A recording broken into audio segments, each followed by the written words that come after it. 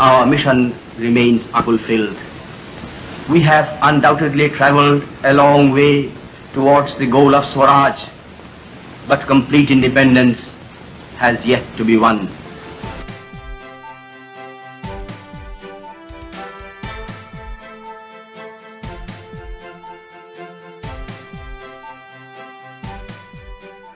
अब की बार 400 পার 2024 লোকসভা ভোটের আগে বিজেপির তরফ থেকে এমনই একটা ডাক দেওয়া হয়েছিল, কিন্তু 400 তো অনেক দূরের কথা, 240-এ থেমে গিয়েছিল বিজেপি। আপনারা দেখেছেন ভোটের রেজাল্ট। তারপর চন্দ্রবাবু নাইডু, নীতিশ কুমার সহযোগীদের সহযোগিতায় তৃতীয়বার মোদী সরকার শপথ নিয়েছিল। স্বাভাবিক ব্যাপার, 10 বছর রাজত্ব করার পর একটা অ্যান্টি ইনকামবেন্সি আসে, সরকারের বিরুদ্ধে একটা মতামত গড়ে ওঠে। তারপরে তো ডিপ স্টেটের টাকা, জর্জ সোরসের টাকা, চীন, আমেরিকা সবার হাত, তারা কোনো রকমই মোদী সরকারকে চায় না, এরকম তো ছিলই। কিন্তু তবু মোদী সরকার শপথ নিয়েছে সংখ্যাগরিষ্ঠতা নিয়ে, সহযোগীদের সহযোগিতায়।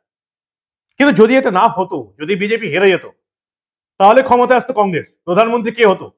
রাহুল গান্ধী। স্বাভাবিক ব্যাপার, যে রাহুল গান্ধীকে এই মুহূর্তে আজকের দিনে নেতাজির জন্মদিনে 23শে জানুয়ারি গোটা ভারতবর্ষের লোক মূর্খ আর অর্বাচীন ছাড়া আর কিচ্ছু বলছে না। আবার একটা অর্বাচীনের মতন কাজ করলেন রাহুল গান্ধী, যিনি আবার কংগ্রেসের প্রধানমন্ত্রীর মুখ। না রাজনীতি, না দেশ, না নিজের দল, কোনো কিছুকেই সিরিয়াস ভাবে না নেওয়া রাহুল গান্ধীকে আজকে এই ভারতবর্ষের মানুষ অর্বাচীন এবং মূর্খ বলছে। কি করলেন তিনি? কেন আমাকে অত্যন্ত লজ্জার সঙ্গে একই ফ্রেমে কোথায় নেতাজি সুভাষচন্দ্র বসু, কোথায় রাহুল গান্ধী, দুজনাকার ছবি রাখতে হলো? কেন? কি অর্বাচীনের মতন কাজ করলেন? সবটা দেখাবো আপনাদের, শোনাবো এই প্রতিবেদন শেষ অবধি দেখুন। আমি মানব, দ্য নিউজ বাংলায় আপনাদের স্বাগত জানাচ্ছি। নেতাজির মৃত্যুদিন ঘোষণা করে দিলেন রাহুল গান্ধী। যেটা আজ অব্দি গোটা পৃথিবীর মানুষ জানতে পারলো না, সেটা এই মূর্খ অর্বাচীন রাহুল গান্ধী নেতাজির মৃত্যুদিন ঘোষণা করে দিলেন। আসলে বংশগত রোগ কখনো যায় না, জানেন তো। সেই জওহরলাল নেহরুর আমল থেকে নেতাজির এই অন্তর্ধান রহস্য, মৃত্যু রহস্য চাপা দিতে কত কি করা হয়েছে আপনারা জানেন। এবার ভারতের মানুষকে এটা বুঝিয়ে দিতে যে নেতাজির মৃত্যু হয়েছিল ওই তাইয়াকু বিমান দুর্ঘটনায়, সেটা বুঝিয়ে দিতে জওহরলাল নেহরুর বংশধররা আজ অব্দি চেষ্টা করে যাচ্ছে। আজকেও রাহুল গান্ধী নেতাজি সুভাষচন্দ্র বসুর জন্মদিনে সকাল 9:08 নিজের এক্স হ্যান্ডেলে একটা পোস্ট করে দিলেন, এবং সেখানে নেতাজি সুভাষচন্দ্র বসুর ছবির নিচে জন্মদিন এবং মৃত্যুদিন দুটোই লেখা রয়েছে। গোটা ভারতবর্ষ তোলপাড় হয়ে গেল, গোটা পৃথিবী গত কয়েক দশকে তোলপাড় হয়ে গেছে। এই ভারতবর্ষে বেশ কয়েকটা কমিটি গঠন হয়েছে, তদন্ত কমিশন গঠন হয়েছে, তবু তারা নেতাজির মৃত্যুদিন খুঁজে পায়নি। আজকে রাহুল গান্ধী নেতাজির মৃত্যু তারিখ লিখে দিলেন, যেটা তার বংশের জওহরলাল নেহরু বলার চেষ্টা করেছিলেন সেটা তিনি আজকে বলছেন। গোটা দেশের মানুষ ছিচি করছে। তার ইন্ডি জোটের অন্যতম শরিক তৃণমূলের তরফ থেকে প্রতিবাদ করা হয়েছে, বিজেপির তরফ থেকে তো প্রতিবাদ করাই হয়েছে।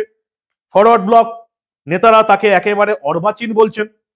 Forward block chairman Naren Chattopadhyay বলেছেন অর্বাচীন। তিনি বলেছেন একটা সংবিধান পদে বসে থাকা ব্যক্তি এতটা দায়িত্ব জ্ঞানহীন কি করে কাজ করতে পারেন, তাই তাকে অর্বাচীন ছাড়া আর কিছু বলা যেতে পারে না। Forward block chairman Naren Chattopadhyay. তৃণমূলের তরফ থেকে বলা হয়েছে, রেখে বলা হয়েছে যে 1945-এর 18ই আগস্ট নেতাজির মৃত্যুদিন বলে মেনে নেওয়া কখনই সমর্থনযোগ্য নয়।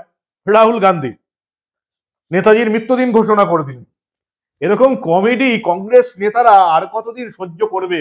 শুধুমাত্র গান্ধী পরিবারের ছেলে বলে এই মূর্খ অর্বাচীনটাকে এখনো প্রধানমন্ত্রী মুখ বলে রেখে দিচ্ছে কংগ্রেস নেতাদের তরফ থেকে। রাহুল গান্ধীর মতন প্রধানমন্ত্রী হওয়ার যোগ্যতা অন্তত কংগ্রেস দলেও বেশ কয়েকজন আছে, কিন্তু তারা কোনোদিন সুযোগ পাবেন না, যেহেতু রাহুলের টাইটেল গান্ধী বলে। সেই জন্য রাহুল গান্ধী লোকসভায় বসে চোখ মারতে পারে, লোকসভায় বসে প্রধানমন্ত্রী মোদীকে জড়িয়ে ধরতে পারে, কি না করতে পারে। কারণ এই লোকটা না দেশ, না রাজনীতি, না লোকসভা, না ভারতের পরম্পরা, কোনো কিছুকেই কোনোদিন সিরিয়াস ভাবে নেয়নি। কংগ্রেসের আন্দোলনের সময়, দেশের বিপদের সময় চলে গেছে বিদেশে পার্টি করতে। সেই রাহুল গান্ধীকে এখনো কংগ্রেস প্রধানমন্ত্রী মুখ বলে ঘোষণা করে রেখেছে। প্রধানমন্ত্রী নরেন্দ্র মোদীর চওড়া কপাল যে তাকে রাহুল গান্ধীর মতন এরকম একজন অর্বাচীন বিরোধী দলনেতার সামনে পড়তে হচ্ছে। সেই জন্য তার কোনো প্রতিদ্বন্দ্বী আজ অব্দি খুঁজে পাওয়া যায়নি। যে ডেটটাকে রাহুল গান্ধী ঘোষণা করলেন 1945 18ই আগস্ট, সেই ডেট নিয়ে প্রচুর বিতর্ক আছে। আজ অব্দি অনেক প্রশ্নের সমাধান পাওয়া যায়নি। অনেকে বলেছেন তিনি যুদ্ধের পর সোভিয়েত ইউনিয়নে আশ্রয় গ্রহণ করেছিলেন, অনেকে বলেছেন তিনি ভারতেই গোপনে বসবাস করেছিলেন, গুমনামি বাবা। অনেকে বলছেন তিনি জাপানেই লুকিয়েছিলেন, পরবর্তীকালে সেখানে তার মৃত্যু হয়েছিল। কিন্তু তাইহাকুর যে বিমান দুর্ঘটনার কথা বলা হয়েছে 18ই আগস্ট 1945, যেটাকে রাহুল গান্ধী নেতাজির মৃত্যুদিন হিসাবে ঘোষণা করলেন, সেই ডেটে ওই জায়গায় কোনো বিমান দুর্ঘটনা হয়নি। এই রেনকোচি মন্দিরে যেটা চিতাভস্ম বলে রাখা হচ্ছে সেটা আদৌ নেতাজি সুভাষচন্দ্র বসুর নয়, এটাও বিভিন্ন কমিশনের রিপোর্টে উঠে এসছে। সর্বশেষ যেটা মুখার্জি কমিশন, 7 জন সাক্ষ্য দিয়েছিলেন এবং সেখানে প্রমাণ হয়ে যায় যে পরিষ্কার বলা হয়েছে বিমান দুর্ঘটনায় নেতাজির মৃত্যু হয়নি এবং জাপানের রেনকোচি মন্দিরে যে চিতাভস্ম সেটা আদৌ নেতাজির নয়। কিন্তু কথা হচ্ছে যে এই যে বিমান দুর্ঘটনা, এটা কংগ্রেস কেন বলার চেষ্টা করছিল? যতগুলো আজ অব্দি কমিশন হয়েছে নেতাজির মৃত্যু রহস্য উদ্ঘাটনে, কোন কমিশনকে সঠিকভাবে কাজ করতে দেয়নি কংগ্রেসের কোন সরকার। রেনকোচি মন্দিরে যে চিতাভস্ম রয়েছে সেই চিতাভস্মের ডিএনএ টেস্ট কংগ্রেস সরকার কোনোদিন করতে দেয়নি। জওহরলাল নেহরুর সরকার নেতাজি সুভাষচন্দ্র বসুর প্রথম স্বদেশী সরকার আজাদ হিন্দ বাহিনীর কোন সেনাকে কোনোদিন ভারতীয় সেনাতে নেয়নি। দুঃখজনক হলেও এটাই সত্যি যে কংগ্রেস সরকার বরাবর নেতাজির বিরোধিতা করে এসছে, আজাদ হিন্দ বাহিনীর বিরোধিতা করে এসছে এবং অনেকেই মনে করেন নেতাজির মৃত্যুর পেছনে জওহরলাল নেহরুর হাত থাকাটাও কোন রকমই অস্বাভাবিক ঘটনা নয়। বিচার হয় 45-46 সালে লালকেল্লায়। আজাদ হিন্দ বাহিনীর কোন সদস্যকে, কোন সেনানীকে, না পুরুষ না মহিলা, ভারতীয় সেনাবাহিনীতে কোনোদিন অন্তর্ভুক্ত করা হয়নি। মানুষের চাপে তাদের পেনশনের ব্যবস্থা করা হয়েছিল, তাদের স্বীকৃতি আজ অব্দি তারা পাননি। মোদী সরকার আসার পর আপনারা মোদী সরকারের সমালোচনা করেন, কিন্তু নেতাজি সুভাষচন্দ্র বসু বা তার আজাদ হিন্দ বাহিনীকে যদি কোনো সরকার স্বীকৃতি প্রথমবারের জন্য দেয় সেটা হচ্ছে মোদী সরকার। জওহরলাল নেহরু বা অন্য কোনো কংগ্রেস সরকার, কোনো যুক্তফ্রন্ট সরকার কোনোদিন আজ অব্দি দেয়নি। আদৌ ওই দিন কোনো বিমান দুর্ঘটনা তাইওকোতে হয়নি, কারণ নেতাজির পাশে বসা হাবিবুর রহমান প্রায় সম্পূর্ণ সুস্থ ছিলেন। হাবিবুর রহমান যদিও বিমান দুর্ঘটনার কথা বলেছিলেন যাতে নেতাজির জীবনের উপর কোনো আঁচ না পড়ে। পরবর্তীকালে যখন এই হাবিবুর রহমানের সঙ্গে নেতাজির আত্মীয় শরৎ বসু কথা বলেন, তখনই হাবিবুর রহমান পরিষ্কার করে দেন তাইহাকোতে কোনো বিমান দুর্ঘটনা হয়নি এবং নেতাজির এটাকে দুর্ঘটনা বলে তারা সাপোর্ট করেছিলেন এই কারণে যাতে নেতাজির জীবনের কোনো বিপদ নেমে না আসে। হাবিবুর রহমান ওই বিমানে ছিলেন, ওই দিন কোনো বিমান দুর্ঘটনা হয়নি কারণ তার গায়ে কোনো আঁচ পড়েনি। নেতাজির মৃতদেহের ছবি আজ অব্দি কেউ কোনোদিন দেখেনি। কার মৃতদেহ পুড়িয়ে দেওয়া হলো কেউ ছবি দেখেনি। নেতাজি কোথায় কেউ জানে না, শুধু একমাত্র জানেন এই ভারতের একজন অর্বাচীন এবং মূর্খ নেতা রাহুল গান্ধী। তিনি নেতাজির মৃত্যু ডেট ঘোষণা করে দিলেন। এর আগেও 2019-এ এরকম বিতর্ক তিনি করেছিলেন। বিতর্ক করেই তিনি খবরে থাকতে চান। 19-এ বিতর্ক হয়েছিল, গোটা ভারতবর্ষের মানুষ তাকে গালাগাল করেছিল, আর এই 2025 6 বছর পরে এসে সেই একই ভুল করলেন কংগ্রেসের যুবরাজ, যার জীবনে কোনোদিন বুদ্ধি অকল কোনোদিন হবে না, ভারতবর্ষের প্রধানমন্ত্রী হবে। কাকে আপনারা ভারতবর্ষের প্রধানমন্ত্রী বানাতে চাইছিলেন? আর কিছুটা এদিক ওদিক হলেই কংগ্রেস নেতৃত্বাধীন ইন্ডিজোট ক্ষমতায় আসতো এবং ভারতবর্ষের প্রধানমন্ত্রী হতো রাহুল গান্ধী, যার ভারতবর্ষ সম্পর্কে কোনো ধারণাই নেই, জীবনে ভারতবর্ষ নিয়ে কোনো পড়াশোনাই করেনি। নেতাজির মৃত্যু রহস্য নিয়ে যে তথ্য আপনারা জানেন আমি জানি, তাই নিয়ে কোনো পড়াশোনা তার নেই, না ভারতের ঐতিহ্য নিয়ে কোনো জ্ঞান, না রাজনীতি নিয়ে কোনো সিরিয়াস অবস্থা। কয়েক বছর আগে তাকে পাপ্পু বলা হতো, কোর্টে গিয়ে কোর্ট বলে দিয়েছে তাকে আর পাপ্পু বলবেন না, সেই জন্য আমরা এখন আর তাকে পাপ্পু বলতে পারি না, আদালতের অর্ডার রয়েছে। একে আপনারা প্রধানমন্ত্রী হিসেবে দেখতে চান, কংগ্রেস একে প্রধানমন্ত্রী করতে চান। ওই যে বললাম গান্ধী টাইটেল ছাড়া তার আর কোনো যোগ্যতা নেই। প্রতুল গুপ্ত 1950 সালে একটা পাণ্ডুলিপি সরকারের কাছে জমা দিয়েছিলেন, জওহরলাল নেহরু সরকারের কাছে। এই পাণ্ডুলিপির যে লেখা তার নাম ছিল A History of Indian Army 1942 to 1945। এই পাণ্ডুলিপি সরকারের কাছে জমা আছে, আজ অব্দি ছাড়পত্র দেয়নি।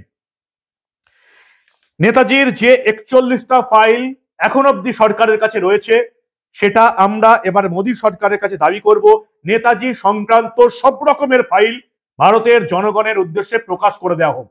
তারপরে দেশে কি ঘটবে সেটা ভারতের জনগণের হাতে ছেড়ে দেওয়া হোক। শুধু তাই নয়, নেতাজি সম্পর্কিত ভারতে যে 41টা ফাইল রয়েছে সেগুলোকে প্রকাশ্যে আনার পাশাপাশি গোটা পৃথিবীতে, সোভিয়েত রাশিয়াতে, জাপানে এবং অন্যান্য জায়গায়, জার্মানিতে নেতাজি সম্পর্কিত যে সমস্ত ফাইল রয়েছে এই সমস্ত দেশকে ভারতবর্ষের উচিত, মোদী সরকারের উচিত উদ্যোগ নিয়ে এই সমস্ত রাষ্ট্রকে বাধ্য করা, নেতাজিকে নিয়ে যে সমস্ত ফাইল রয়েছে সব কটা ফাইল প্রকাশ্যে আনা হোক।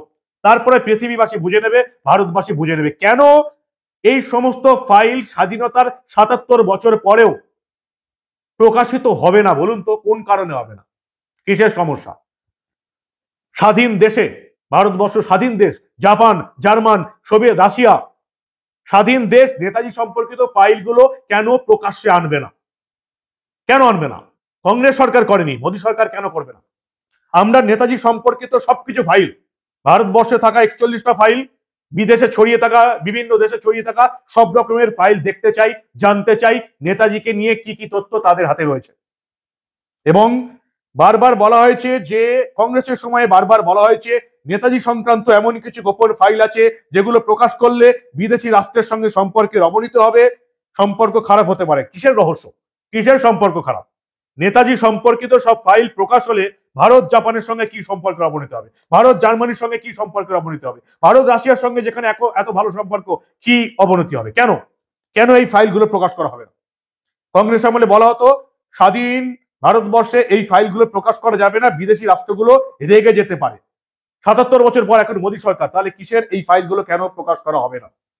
কেন এই রেনকোজির মন্দিরে যে চিতাভস্মটা রয়েছে তার ডিএনএ টেস্ট কেন করা হবে না? অনেক প্রশ্ন আছে, অনেক প্রশ্ন আছে, কিন্তু যে প্রশ্নগুলোর কোনো উত্তর নেই আমাদের কাছে এখনো। তাই নেতাজির মৃত্যু রহস্য আজকেও মৃত্যু রহস্যই রয়ে গেছে। শুধু একজন মূর্খ এবং অর্বাচীন নেতা, যাকে আবার ভারতবর্ষের প্রধানমন্ত্রীত্বের মুখ বলে তুলে ধরে কংগ্রেস, শুধু পেছনের টাইটেলটা গান্ধী বলে, সেই অর্বাচীন নেতা আজকেও এত বিতর্কের পরও নেতাজির মৃত্যু তারিখ ঘোষণা করে দিল। কি বলবেন আপনারা?